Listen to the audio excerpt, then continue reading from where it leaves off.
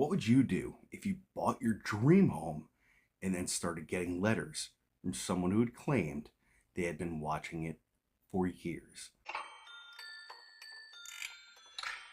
Well, in 2014, a family bought a large home in Westfield, New Jersey. You might know the story. Netflix made a series about it. It should have been a fresh start, a new house, a new chapter, the kind of place where people work their whole lives to afford. That's anywhere here in New Jersey, to be honest with you. But before they were even fully settled in, a letter arrived. It was signed by somebody calling themselves the Watcher. It was signed by someone.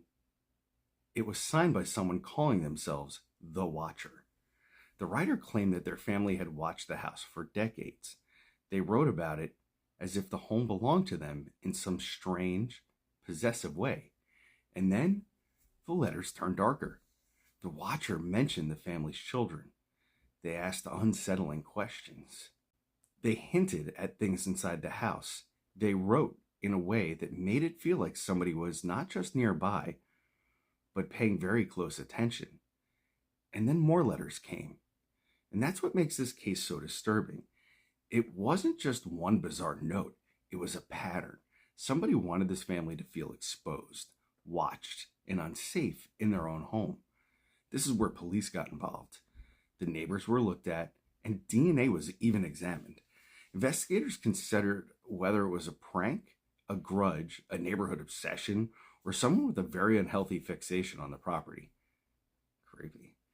But no one was ever publicly identified as the person behind the letters. And that uncertainty is what kept this case alive in people's minds, because it wasn't just some weird random act of violence. As a matter of fact, there was nothing violent. It was just something slower, more intimate, more psychological. The house that was supposed to mean safety became a source of fear. And the scary part is this. Whoever wrote those letters may have been close enough to watch daily life unfold while blending in completely. The idea gets under people's skin for a reason. Most people don't expect danger to announce itself from the shadows, and they definitely don't expect it to show up in the mailbox. The story became national news because it touched on a very real fear. That someone can be obsessed with your life, your home, and your family, and still remain a mystery. So here's the question, detectives. Do you think the Watcher was just a disturbed neighbor hiding in plain sight, or someone much closer to the family than anyone ever realized?